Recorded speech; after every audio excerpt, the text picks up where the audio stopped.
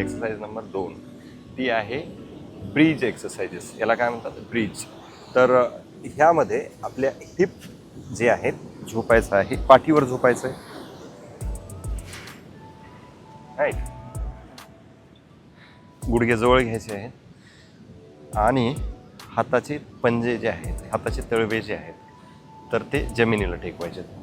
यानंतर जेवढे जवळ घेता येतील तेवढे जवळ गुडघे किंवा नी घ्यायचे आहे आणि बॉडी लिफ्ट करायची आहे. याच्यामध्ये काळजीपूर्वक बघा.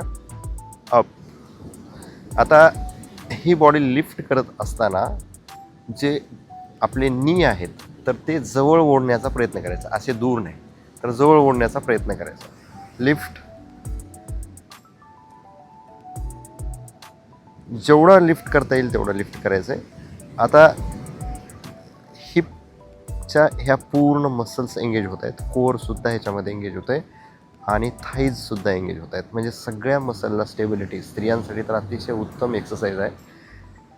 हे प्रत्येक एक्सरसाइज आपल्याला ही 1 मिनिट लिफ्ट ठेवायचं आहे आणि 1 मिनिटानंतर पुन्हा slowly down. Okay, relax. 1 more time. Breathe out. अगोदर ब्रीद इन करायचं, लिफ्ट करताना ब्रीद आउट.